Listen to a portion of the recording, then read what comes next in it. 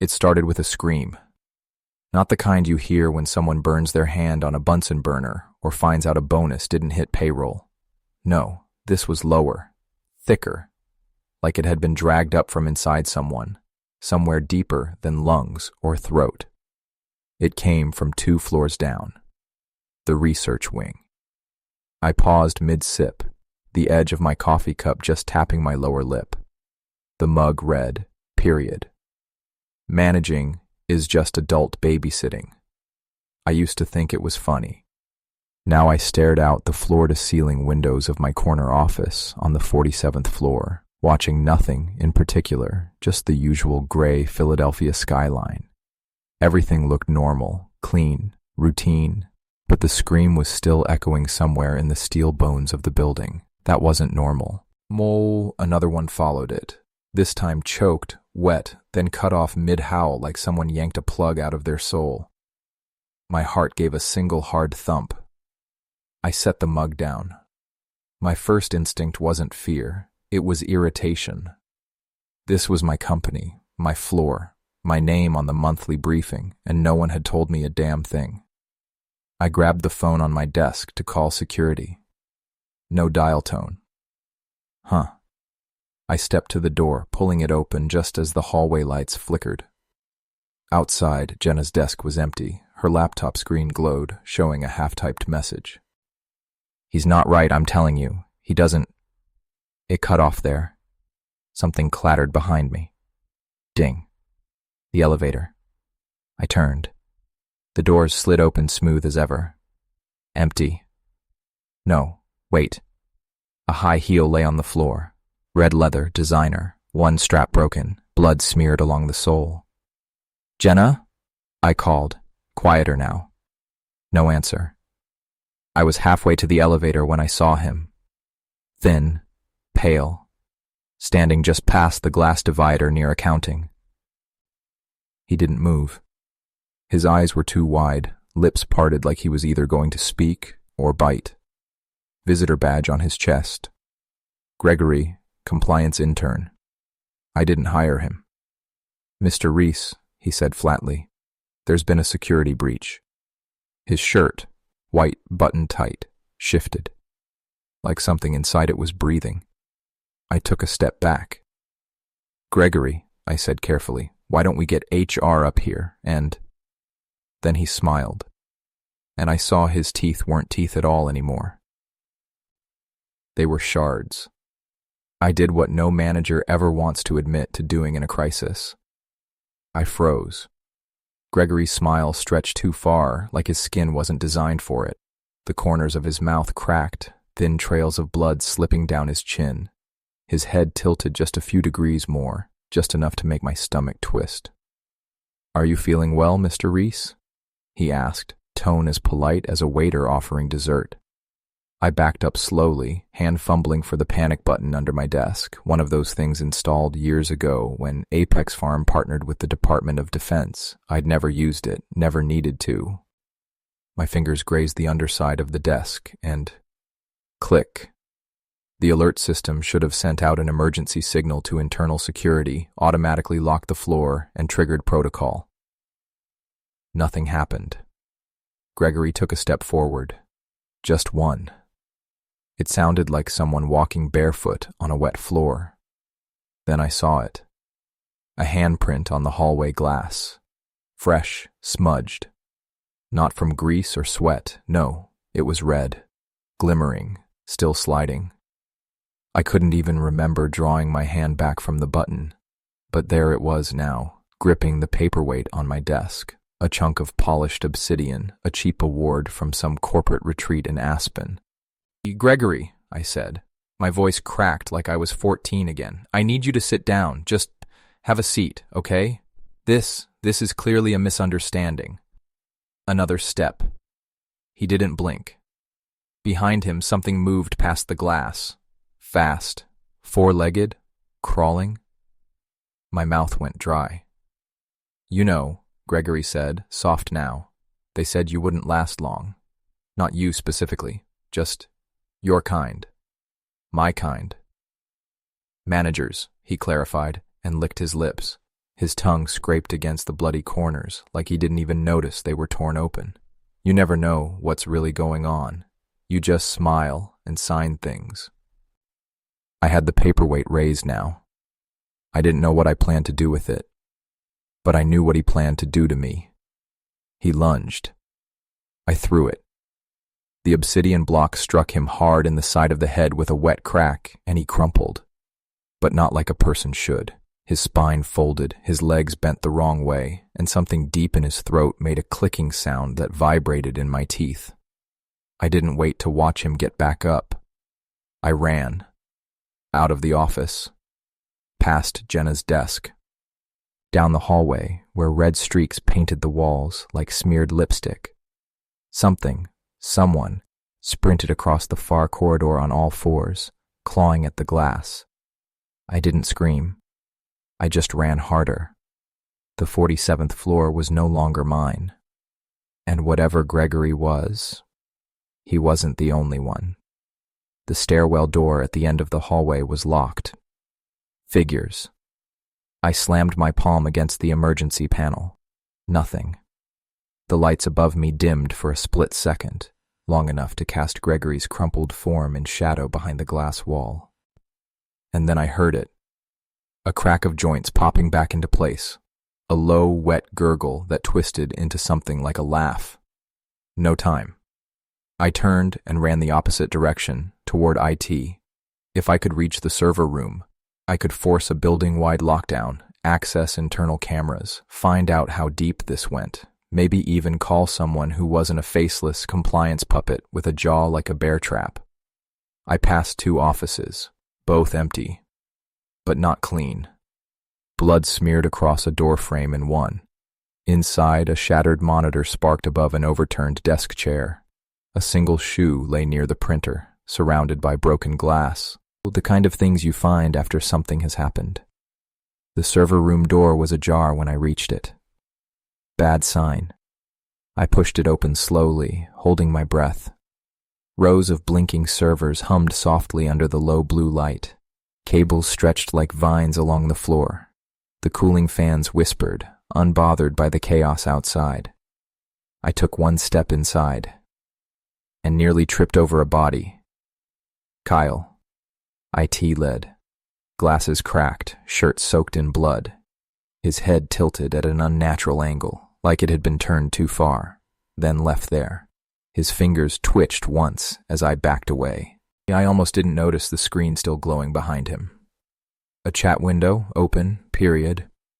K. Powell, it's spreading through samples. K. Powell, not airborne. K. Powell, the new batch has something else. K. Powell, it's learning. K. Powell, whoever sent that intern, he's not one of us. K. Powell, do not trust. The last line just hung there, cursor blinking. I heard the click of dress shoes behind me. Slow, measured. Gregory's voice came from just outside the door. Mr. Reese, you're not supposed to be down there. My stomach turned to stone. I scanned the room for anything, something, anything. My eyes landed on the fire suppression control panel. Manual override. If I couldn't get out, I'd make damn sure he couldn't get in. I ran for it. Gregory's footsteps quickened behind me, his voice still calm, still polite. You're making this harder than it needs to be. I slammed the override. The ceiling hissed, and a blast of pressurized suppressant roared into the room, engulfing everything in white. I didn't wait to see if it stopped him. I dove under the nearest server rack and prayed the gas would buy me time. Because now I knew. This wasn't just a lab experiment gone wrong. Someone had unleashed this. And Gregory? He was here for me. I stayed under the server rack until the hiss stopped. The fire suppressant hung in the air like ghost smoke, choking out the blue light until everything looked underwater. My lungs burned, eyes watered, but I kept still. I didn't cough. I didn't breathe deep. Gregory's voice had gone silent, and that was worse than hearing it. Eventually, I crawled out. The room was quiet. Kyle was still slumped over the desk, motionless, His cracked glasses glinted under the haze. I crept to the doorway and peeked out. Empty hallway. No footprints in the suppressant mist. No sign of Gregory. He was letting me move. That thought chilled me worse than the gas ever could. I moved fast, ducking past the blood-slicked door frames and broken glass until I reached the elevator bay. Still dead. Figures. I turned toward the back hallway. If I could get to lab archives, room 38C, I could find out what the hell Apex Farm had been developing. Maybe the project name. Maybe who approved it. Maybe why it had a face. I passed a large mirror on the way. Stopped cold. My reflection looked back, smeared with dust and streaked sweat. But behind it, in the reflection, I saw him. Gregory. Standing down the hallway I'd just left. Still, head slightly tilted again. A new streak of blood painted across his shirt. I whipped around. Nothing there. Just the hallway. Empty. The mirror's reflection was lying. I kept moving. I reached 38C and punched in the key code. Denied. Tried Jenna's birthday. She was in HR and had access. Denied. Then I remembered something. When Gregory arrived, Jenna had been working on new clearance templates for interns, temporary admin bypasses. I tried the default override : 0911A. Click. The door opened. The lab archive was a deep, temperature-controlled room filled with metal drawers and humming servers. I flicked on the emergency light. Dim red filled the space, casting long shadows over the file cabinets. I scanned labels. Period. Triage 3.1. Neuropath beta. CBX-R1. Behavioral receptor mapping. Then one that made my blood run cold. Project Gregory. Compliance Behavioral Protocol. Active. The drawer open. Inside, a folder. Inside the folder, a photo of Gregory, smiling, clean cut, taken 2 years ago. Stamped across the page, period. Terminated, deceased. DOD, inquiry. Postmortem cognition pending. I staggered back. Gregory had died. 2 years ago. So whatever was wearing his face wasn't human. And it was in the building with me. I stared at the photo for a long time. Same hollow eyes, same hairline, same smug, overly polite smile. But the timestamp on the bottom corner was unmistakable. April 9th, 1998. 2 years before he was hired. So who, or what, was walking around my floor in his body? The folder was thick.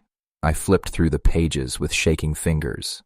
Lab reports, memos, internal approvals, all stamped with the Apex Farm logo and restricted Behavioral Department, MK prototype. It wasn't a drug. It was a conditioning serum.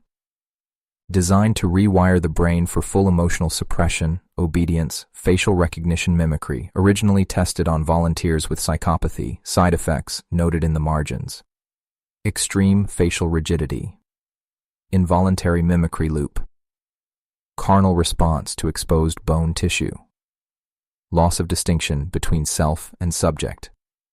At the back of the file, a handwritten note from someone high up. Suspend further testing. Incident in room 5. A. Subject Gregory is non-responsive to sedation, shows signs of parasitic retention, do not initiate containment breach drills, avoid agitating host. Page after that, a map of the building, highlighted in red, my floor, my name. Target, Alan Reese. Final phase stress response, approval granted. I felt like I was falling through the floor. This wasn't a mistake. I wasn't in the wrong place at the wrong time. I was the test. Ding. I froze. Not the elevator. Not again. That was the internal chime from inside the archive. A new red light blinked near the far drawer, just above a ventilation shaft. And then I heard him. Found you. The whisper came from behind the vents. I slammed the folder shut and backed away. The shaft cover rattled once, then silence. My legs moved before my brain caught up. I bolted out of the archive room, down the hall, past the elevator bay. I needed to reach the labs. There had to be a chemical countermeasure, an antidote, anything to reverse whatever Gregory was. Footsteps behind me. Too fast. Too many. I didn't dare look back. I could hear it now, the clicking of teeth, the drag of bone on tile, and something laughing that didn't know how to laugh. My breath burned in my throat. I sprinted past conference rooms, shattered glass crunching beneath my shoes, the shriek of warped laughter bouncing off the walls behind me. Every hallway looked the same now, just a smear of dim light and panic. The labs were 2 floors down. Stairwell. I reached it by pure instinct, shoved the door open, and froze. It reeked. Not just blood, but ammonia, sweat, and something else. Wronger. Something that made the animal part of my brain want to curl up and die. The stairs were streaked with crimson drag marks, a smear of a handprint on the wall, but no bodies. That was somehow worse. I descended anyway, gripping the railing with white-knuckled fingers, ears tuned to every sound. Floor 45. Main laboratory. I shoved through the double doors, straight into chaos. Tables overturned, cabinets open, beakers shattered, a monitor flickering with static. Someone had tried to barricade the back exit with a lab cart, unsuccessfully. A woman lay slumped across one of the counters, blonde hair matted with blood, fingers twitching faintly. Hey, hey! I rushed to her, shook her shoulder. Her eyes snapped open. I recoiled. Pupils blown wide, skin pale, waxy, lips dry. But not gone. Not like Gregory. She blinked slowly, focused on me, whispered dot. 2. Fast. I leaned closer. What? Who did this? What's the serum doing? Her fingers curled around mine with terrifying strength. They thought it'd make them obedient, programmable. But it, she coughed hard, blood on her lip. It opened something. A door. A door? I echoed, confused. To mimic, to copy, not just faces, not just voices, us.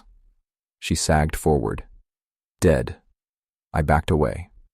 On the desk beside her was a binder, mostly intact despite the chaos. I flipped it open. Period. Project Prometheus. Substance. H107. Behavioral Host Integration Trial.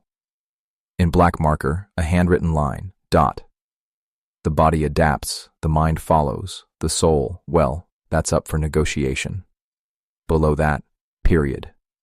Phase 3, trial, final subject, Alan Reese. My legs went numb. No one had warned me. No one had even asked. They'd just selected me, observed me, watched me work, act, ignore, obey. And then they'd sent Gregory. He wasn't rogue. He was the trigger. A creak. Behind me. Not a door. A breath. Low. Guttural. Wet. I turned slowly. Gregory stood in the shadows near the chemical wash station. And he wasn't alone. Behind him, more faces. All wearing someone I'd once known. Jenna. Kyle. Even the building's old janitor, Mr. Feeney. All grinning. All twitching. All coming toward me. There were 6 of them now. Gregory at the front, Jenna just behind. The others fanned out like predators who'd already decided there was no need to rush. Their mouths twitched with those awful too wide smiles, skin stretching over something else beneath, like masks stretched thin. I stepped back until I bumped against the lab sink. Behind me, glass cabinets, rows of sealed chemicals, flammable containers, and a red-handled lever on the wall labeled DOT. Emergency purge, incinerator lockdown. They took another step forward, no rush, no noise, but the faint clicking of joints and the subtle rasp of shoes dragging against the tile. I raised my hands slowly. You're not people anymore. Gregory's grin didn't falter. People? He asked gently. What does that mean now? Jenna giggled. Not her laugh, not the warm one I used to hear when she gossiped about HR nightmares. This one was thin, insect-like. Gregory tilted his head. We know how to smile, we know how to speak. We know the names, the habits, the feelings. Isn't that all it takes to pass? Yo, you're copying them, I said, but you're not them. We're better. They advanced again. I grabbed a flask, didn't care what was in it, and hurled it toward the cabinet. Glass shattered, liquid splashed against the chemical containers. One of them hissed instantly. The air began to sting. I reached for the emergency lever. Gregory's calm cracked for the first time. He hissed, a twitch, not fear, more like disgust. Don't, he said. That destroys the remaining strain. Exactly. You're part of this, he growled, stepping forward. You've always been part of this. I looked into his eyes, and for one awful moment, I recognized something. A glint of myself. My indifference. The way I'd signed off on trials I didn't read, pushed for deadlines, praised quarterly projections without asking what had gone wrong in the labs below. I'd helped make this, even if I didn't mean to. But I wasn't going to let it out. I yanked the lever. A mechanical groan echoed through the lab as locks slammed into place. Alarms shrieked to life, low, pulsing. The emergency purge timer lit up. Shestisat. 1 minute. I turned and ran. Down the opposite hallway, past the fire doors, heart hammering. Behind me, Gregory and the others screamed. Not words now, just noise. Raw, animal, feral. The sound of something that realized it was about to be burned out of the world it had just begun to understand. I slammed into the stairwell and took them 2 at a time. Not looking back. Not this time. Because if I was going to live, I had to outrun what I'd let in. The sirens shrieked like the building itself was in agony. Every floor I descended seemed longer than the last. My legs burned. My lungs felt like they were trying to claw their way out, but I kept going. Because above me, beyond the fire doors I'd locked behind me, I could still hear them, pounding, scraping, screaming. I hit floor 40, then 39. Every landing was a blur of flashing red lights and sterile gray walls. I didn't know what the emergency incineration protocol actually did, only that it was never meant to be triggered, the kind of thing you build into a facility when you're working on things no one should ever know about, things you'd rather erase than explain. At floor 38, a tremor shook the stairwell. Not the kind caused by impact. This one was low, deep, like the building was humming from the inside out. I didn't slow down. I passed another emergency panel. The screen was blinking. 28 minutes. I turned the corner to the next flight and nearly collided with someone. My arm raised instinctively. But it wasn't Gregory. It was a woman, late 20s, lab coat stained, hair frizzed with sweat. She had a scalpel in one hand and fear in her eyes, real fear. We both froze. "You're not one of them," she said, almost in disbelief. I shook my head, trying to catch my breath. "Reese, Allen, management." She blinked, wiped her mouth. "Dr. Patel, behavioral team. They made me stay when the protocol started, said it wouldn't affect me." "You were wrong." She nodded once. "Gregory's not one of them. He's the blueprint. The serum didn't change him. It came from him." "What?" She stepped aside, motioned for me to keep moving. We ran together now, our footsteps pounding in sync. "He was one of the original test subjects from Argentina," she said breathlessly. "They said he died, but something stayed. Something figured us out." The floor trembled again, this time hard enough to knock over a fire extinguisher. I glanced at the panel beside us as we passed. 10:10. We hit the next stairwell door. She punched in a code without hesitation.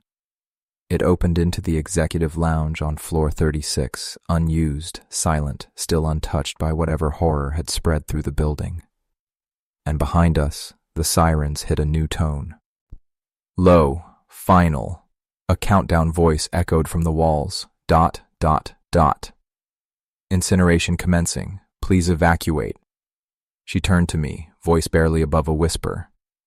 Whatever was inside Gregory, it didn't just want to survive. It wanted to be accepted.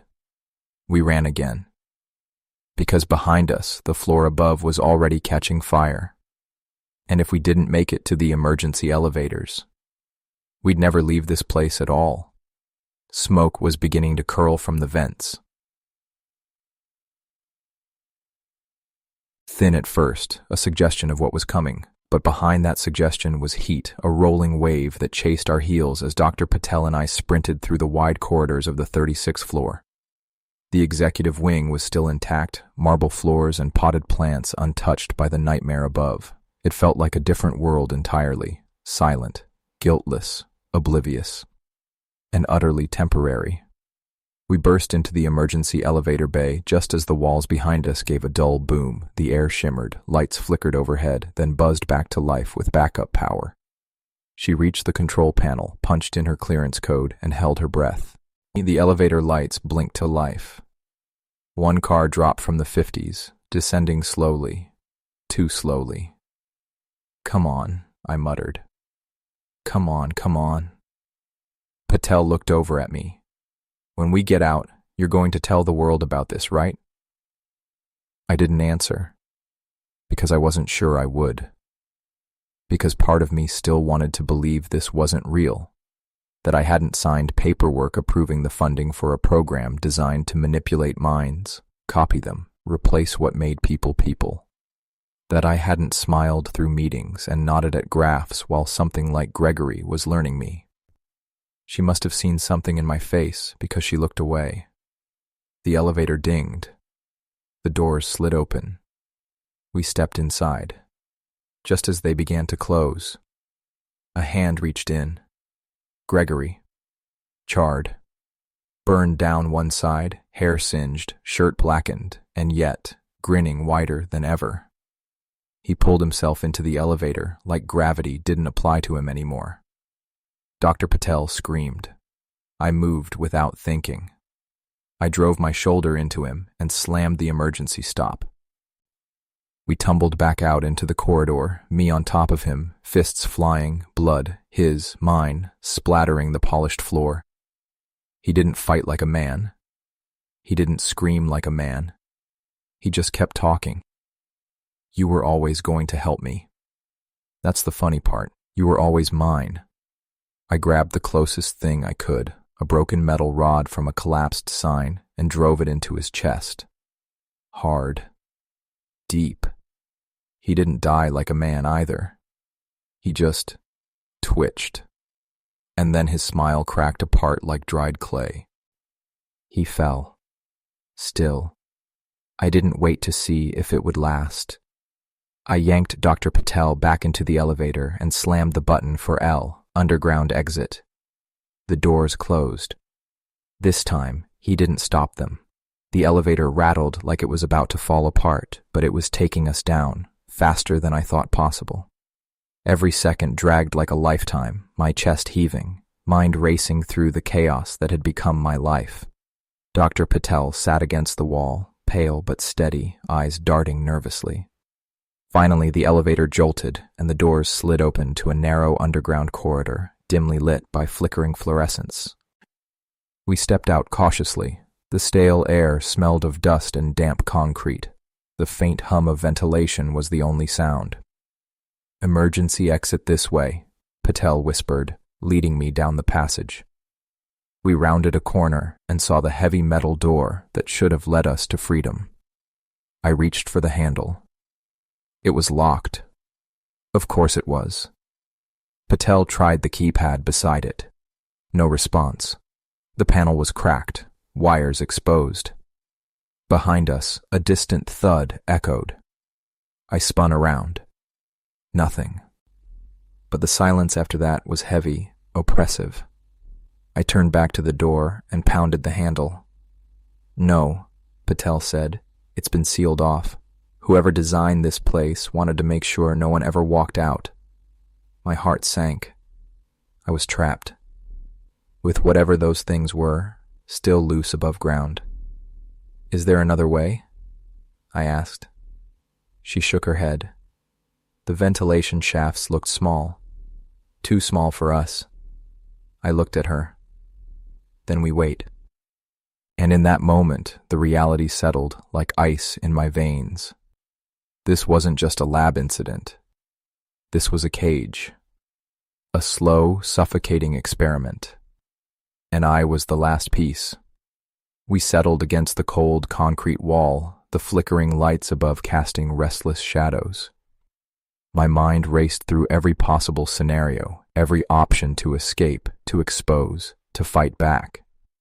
But the silence was oppressive, a heavy shroud pressing down on us. Dr. Patel's voice broke through the tension. "They've been watching us," she said, eyes fixed on the cracked keypad. "Since the beginning. The project wasn't just about the serum. It was about control." I nodded slowly, the weight of my own complicity settling deep in my gut. "I signed off on this," I admitted quietly, without knowing what it would become. Her gaze softened. Most people wouldn't want to believe what they helped create. Suddenly, a faint sound drifted through the vents, a rhythmic tapping. We exchanged a glance. Not a coincidence. Something was coming. Closer. My hand instinctively went to my side, searching for anything to defend myself. A faint whisper echoed from the shadows. "Alan." The voice was unmistakable, software insistent. "Alan." It was Gregory. Only different. Less monstrous. More human. I swallowed hard, heart pounding. The door rattled slightly, then the tapping stopped. The hallway outside fell silent once more. Dr. Patel whispered, "Whatever he is now, he's not done with you." I realized then that escaping this nightmare wasn't just about running. It was about confronting what I'd become. And what I'd helped unleash. The silence after his voice was suffocating, like the whole world was holding its breath, waiting for the next move. I pressed my back harder against the cold wall, trying to steady my shaking hands. The weight of the moment was crushing. Gregory's voice, so close, yet so far, a twisted echo of the man I once knew, or thought I knew. Dr. Patel reached into her pocket, pulling out a small vial wrapped in a stained rag. "This," she whispered, "is the antidote. It's experimental, volatile, but it's the only chance we have." I took the vial, the glass cool and reassuring against my palm. For a moment, hope flickered. "Where did you get this?" I asked. She looked away, voice barely audible. "From the last safe lab cache. They were going to destroy it." "We have to find a way out," I said, determination rising, "before more of those things come." She nodded. "There might be a service tunnel near the eastern wing. Maintenance crews use it. It leads to the surface." Together, we moved carefully through the corridor, every step measured, every shadow a potential threat. The tapping returned, faint and deliberate, keeping pace just beyond the vents. I could feel it watching us, waiting. We reached a rusted metal door marked Service Access. The keypad was dead. I pulled a set of lockpicks from my pocket, a habit from years of camping, not espionage. With shaking fingers, I worked the tumblers, sweat stinging my eyes. The lock clicked. We pushed the door open, revealing a narrow, dimly lit tunnel. The air was stale, but free of the chemical smell from before. As we stepped inside, the door slammed shut behind us. I spun around, empty hallway. The fight wasn't over. It was just beginning. The service tunnel sloped upward, narrow and damp, lined with rusted pipes and old utility boxes. The air tasted of mildew and dust, but it was breathable, better than the chemical tang left behind on the higher floors. Dr. Patel walked ahead of me, shoulders hunched, one hand clutching the wall for balance, the other gripping a small flashlight that flickered like it was losing the will to keep going. I kept checking behind us, ears tuned to every sound. The tapping had stopped, but silence didn't bring comfort anymore. It just meant something worse was listening. "Do you know where this leads?" I asked. "Up," she said. "Eventually to the incinerator disposal corridor, then an access hatch. It's supposed to connect to the surface." I didn't ask why it hadn't been mentioned before. Part of me already knew the answer. We rounded a corner and came face to face with a sealed gate, old iron bars, corroded but still solid, chained shut with a padlock the size of my fist. Beyond it, I could see another short tunnel and faint natural light bleeding down from an angled shaft. "Is this it?"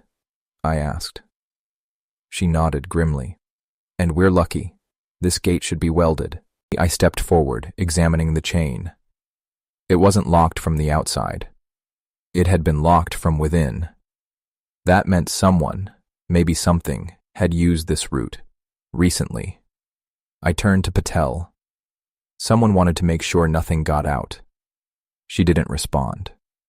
We worked the lock loose. It groaned as I twisted it free. The moment the chain dropped, a gust of cold, fresh air swept down the tunnel. It smelled like dirt and pine. I could have cried. We pushed through, climbed the last incline, and reached the hatch. I shoved it open with a rusted crank and hoisted myself out into daylight. Sunlight. Real, warm, golden sunlight. It nearly blinded me. Patel followed, emerging beside me into a clearing in the middle of a pine forest. A dirt road ran through it, flanked by a battered maintenance shed and a rusting utility truck. We'd made it. We were out. But something still felt wrong. The forest was silent. Too silent. No birds, no wind.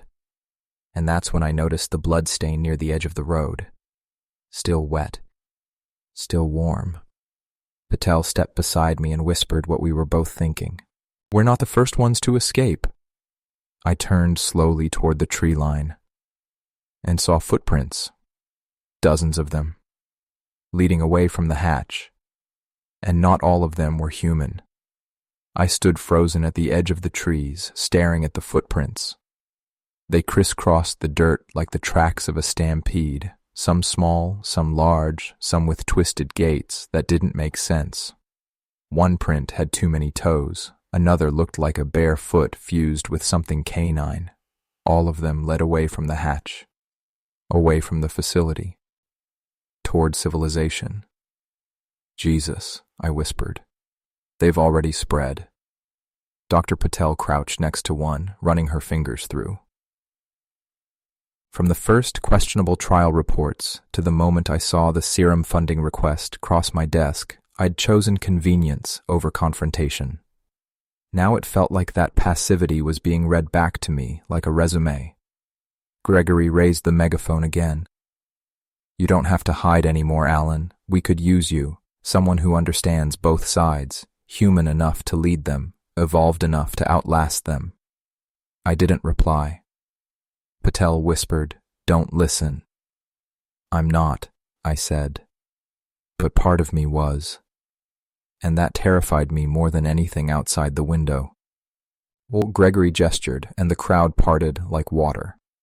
Behind them, a sleek black vehicle pulled up, corporate, pristine, untouched by dust or time. A rear door opened slowly. An invitation. "Come see what we're building," Gregory said. "One step, and this can all make sense." I looked at Patel. She shook her head, tears in her eyes. "If you go with them, you're not coming back." I didn't answer. Because in some quiet, rotten place inside me, I was tempted. Not because I wanted power, but because understanding it was starting to feel easier than fighting it. The door of the black car hung open, yawning like a mouth waiting to swallow me whole. Gregory stood beside it, patient, almost reverent, like he knew the choice had already been made. Behind me, Patel grabbed my wrist. "Don't," she said softly. Whatever they're offering, it's not salvation, it's surrender. I stared at her hand, the same hand that had helped me escape, pulled me up off a blood-slick floor, carried the folder that had turned my world inside out. My mind split down the center. On one side, her, shaking, human, afraid, honest. On the other, them, unblinking, invincible, sure. And behind them, the black car, promising something neither side could give, certainty. For one long, terrible moment, I stepped forward. Gregory's face twitched with approval. I took another step. The sound of Patel's voice cracked behind me. Alan, please. I stopped. Because it wasn't just the fear in her voice, it was the grief. I turned. She looked like she was already mourning me. That broke something open inside. I stepped back from the car. Gregory's smile flattened. You're making a mistake, he said, dropping the warmth from his voice. You think you're choosing freedom. You're not. You're choosing isolation. You'll be hunted, discredited, and forgotten. And she, he gestured to Patel, won't save you. She's already been marked. My jaw clenched. I'd rather be hunted than hollow, I said, and I don't need saving. I just need to stop you. He stared at me, his smile gone now. Just silence. The crowd, for the first time, blinked, almost in unison, like a shared pulse. Then Gregory raised one hand and snapped his fingers. The vehicle door slammed shut. The applause ended. And the crowd, dozens of them, began to move. Fast. Not graceful anymore. Predatory. We run, I whispered. But Patel was already at the back of the store, wrenching open a side exit. We burst through it just as the first body hit the front window and shattered it like sugar glass. We were in the alley again. Only now, we weren't escaping a building. We were running from an entire network of them. One town, maybe more. People with names, faces, histories. And none of them real anymore. We ran until our lungs burned. Down alleyways that curved like mazes, over fences that felt too tall, across backyards with porch lights flickering like warning signs. The town blurred behind us, but the pounding of feet never stopped. Somewhere, they were still following. Not in a frenzy, worse than that. Organized. They knew the grid. They knew the shortcuts. Probably even knew where we were headed before we did. We ducked into the woods that bordered the town, the tree line swallowing us whole. Branches slapped at our faces, the underbrush crunching beneath our boots, but the darkness felt like a shield for the first time in hours. Only once we reached a dry creek bed did we stop, gasping, bent at the waist.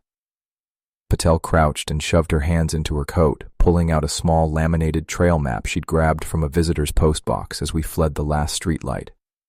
She jabbed a shaking finger at a point on the map.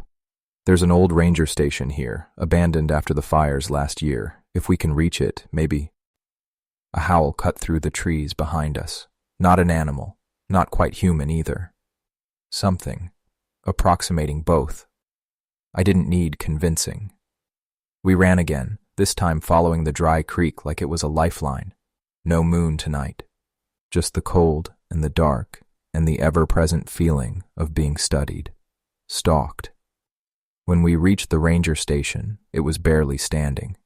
The roof sagged, windows boarded, but it was shelter, 4 walls and a lock. We shoved inside. Patel collapsed against the door, barring it with an old broom handle. I moved through the space quickly, checking each corner, each window, until I found a half-dead radio under a dusty tarp. A miracle. I clicked it on. Static. Then, just barely, a voice.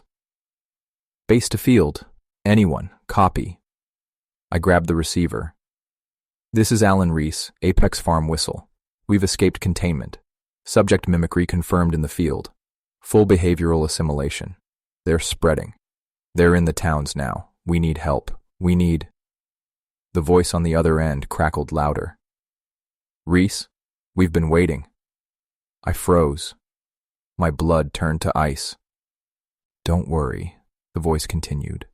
We'll come to you now. Patel stared at me. No, I whispered. No, no. The radio clicked off by itself. Behind us, the trees started to move. They'd never stopped watching. The trees swayed without wind.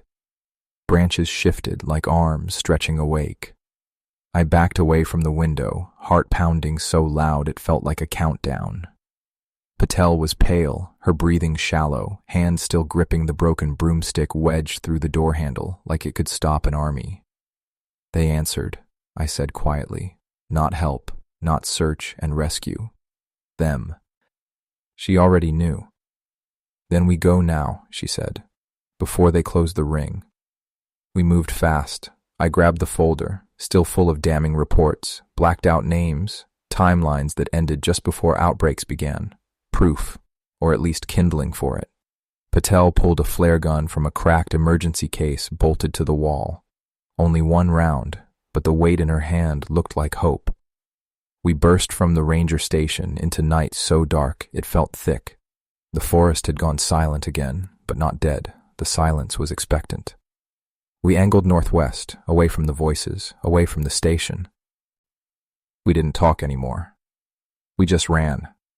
Half a mile in, we reached an old access road, overgrown but still clear enough to move quickly. It curved around a dried-out ridge and dropped us into a shallow valley where we finally stopped. Just long enough to think. There's a train line, Patel gasped. 15 miles west. If we hit it by morning, we can follow the tracks into another county. Maybe, just maybe, we find a city that hasn't been reached yet. And then what? I asked, hands on my knees. We bring documents and horror stories and ask them to believe us. One that their mayor might be an imitation, their doctor, their kid's teacher. She looked up at me, fire in her eyes despite the terror. Number we don't ask, we show. I nodded because she was right. If we stopped running, we were just waiting to be rewritten like the rest. I took one step forward, and from the trees behind us, a shape moved. Not running, not charging, walking, like it had all the time in the world. The flashlight hit its face, and I saw me, my face, smiling back. It was like staring into a warped mirror. Same jawline, same scar above the left eyebrow from when I fell off a bike at 13. Even the same tiny freckle tucked behind my right ear, the one I'd only noticed last year while shaving. But the eyes, they were wrong. Too steady, too knowing. Like they'd seen every possible version of me and picked the one most suited for control. The double smiled, my smile, weaponized, and took a step forward. Patel raised the flare gun. Don't come closer. It stopped, tilted its head. Why would I hurt myself? It asked, and I swear to God, it even had my voice. I was frozen. Something primitive deep in my brain told me to run, to scream, to claw at the dirt. But another part, the part trained to handle boardrooms, classified briefings, personnel reviews, just watched. Assessed. What do you want? I managed. The double chuckled. Isn't it obvious? Continuity. You're tired, Alan. Broken. You've seen too much. We can relieve you. Seamlessly. It spread its hands like it was offering me a gift. You've already done the hard part. You exposed the system. You ran the gauntlet. You survived. And now? It took another step. You can rest. The word hit like a bullet. That was the second time I'd heard it tonight. Rest. Was that how they framed it? Not domination, not assimilation. Relief. Patel whispered, "Shoot it." I hesitated, because for one blink of a second, I wanted to. I wanted to give in. To be done running, done doubting, to let this cleaner, stronger version of me handle the collapse of everything. Maybe it could fix what I couldn't. But then it smiled again. And I remembered Gregory's voice that day in the lab. You didn't try to stop us when you had the chance. I raised the flare gun and fired. The flare hit it square in the chest. The thing didn't scream. It grinned wider as the flames consumed it, flesh blistering but never breaking character. It stood there, arms out, burning in silence like it had planned this. Then it dropped to its knees, still smiling, still me. We didn't wait for the fire to finish. The thing collapsed into the dirt, smoldering, and even then, its charred face still held that twisted, defiant grin, like it hadn't lost, like it knew something we didn't. We ran. Branches clawed at us. My lungs burned again. But this time, the fear wasn't just behind us, it was inside me, lodged under my skin like a splinter I couldn't dig out. They had my face. They had me. What if they'd had it for months? What if someone in my building had already seen this version of me walking around? What if calls had been made under my name, directives issued with my voice? How far did it go? Beside me, Patel was silent. Her face was a mask now. Whatever panic she had, she was crushing it under raw will. We broke through the last line of trees just after dawn. There it was, 2 rusted rails, half sunken into the overgrowth, stretching across the valley like veins. The train line, dead quiet, but real. We followed it.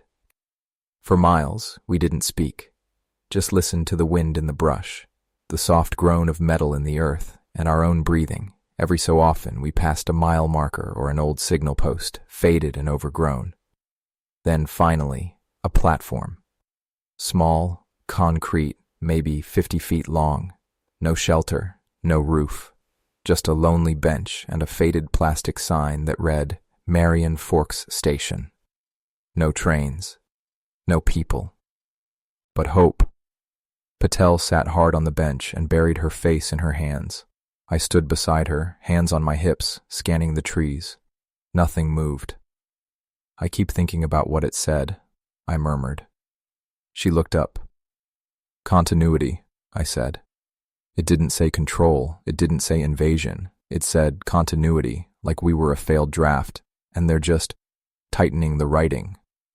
She didn't answer, but her eyes said she'd thought the same thing. They don't want war, I continued. They want replacement, a clean swap. Make everyone easier, more compliant, smiling just enough, productive just enough, believable. Her voice cracked when she finally spoke. That's not science fiction, that's just marketing strategy. A train horn echoed far off down the tracks. We both snapped up. Something was coming. A real train. Or something else wearing the shape of one. Patel looked at me. What if we get on, and it's all a setup? Then we don't get on, I said. She nodded, slowly. But then the train came into view. Sleek. Silver. Too pristine for a line this dead.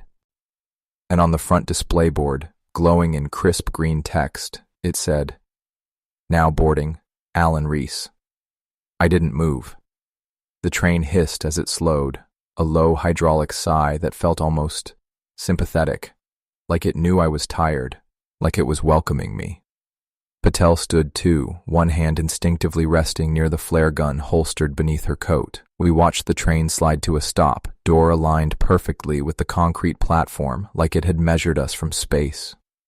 There was no conductor, no engineer, just that glowing sign. Now boarding, Alan Reese. I took one step forward, just to see. The doors hissed open. Inside was empty. Stainless steel walls, clean black flooring, ambient lighting that seemed to pulse softly, like a heartbeat in reverse. Patel's voice stopped me. You really thinking about it? I didn't answer right away. My reflection stared back at me in the train's glass surface. Not the fake version. Not the smiling one. Just me. Gaunt. Dirt smudged. Unshaven. Alive. I think they want this, I said finally. They've set the stage, cleared the seats, put my name on the ride. Why? Or? Because they think you'll sit down, she said. And if you do, then you stop being a problem. I turned to her. And if I don't? Then they know you're still dangerous. The wind kicked up dust along the platform. From the trees behind us, silence, not even bird song, just the hiss of the train, waiting. You could go, I said quietly. They don't want you, not yet. You didn't fail any trials. Patel scoffed. I didn't take any, Alan. That's the difference. You were inside the system. I was just watching from the fence. They want you because you make sense to them. You're what they want people to become. I looked at the folder in her arms. She followed my eyes, then slowly held it out to me. I'll take the next line. You disappear. Let them think they've won. Meanwhile, I get this to someone who'll burn their whole goddamn operation to the ground. I hesitated, then took the folder. The train doors remained open, inviting. But I backed away, step by step, until the motion sensor gave up and the doors whispered closed. The display board blinked. The text changed. Passenger declined. Then, period. Replacement en route. Patel and I turned toward the woods, already moving. Because whatever came next, it wasn't over. Not yet. Not by a long shot. It's been 11 days since the train left without me. Since we said no. We've been moving ever since, through old back roads, logging trails, safe houses no one uses anymore. Patel knows people. Not many, but a few with analog phones and no digital footprint. People who don't ask questions, just stock canned food and bolt their doors before sundown. The folder is still with us. It's dog-eared now. Some pages are blood-stained. One's torn down the middle from when we barely made it under a chain-link fence. But the evidence is intact. We've made copies, left them with Patel's contacts, hid them in abandoned P.O. boxes, embedded fragments into archived message boards. Enough to scatter the truth like broken glass across the internet. It's not enough to stop them. Not yet. But it's loud enough to scare them. Apex isn't trying to kill us anymore. That would be too obvious. Too loud. Instead, we've noticed different tactics. Missing persons reports filed in our names, fake sightings, forged emails. They're replacing us without having to touch us. We're ghosts now. Loose threads. But we're still pulling. Last night, Patel and I listened to a late-night radio show from a hilltop. Some ex-military caller mentioned seeing his old CO at a fundraiser in Chicago, a man who died in 1997. Swore up and down it was him. Sounded the same, even smelled the same. Just didn't blink. Oh, we looked at each other and didn't have to say it. It's spreading. And still no one's doing anything. The world keeps turning. The news cycles march on. Politicians posture and products launch and people scroll until their thumbs are raw. It's the perfect time for something like Apex to win. But we're not done. We have one last move planned. One last loud, impossible to ignore action. Something they can't sanitize or explain away. If you're hearing this, if any part of this story reaches you, look twice at the people you trust. Whoa, watch for the smile that holds too long. And if you meet someone with your name, your voice, your face, burn everything. Run. And never, ever get on the train.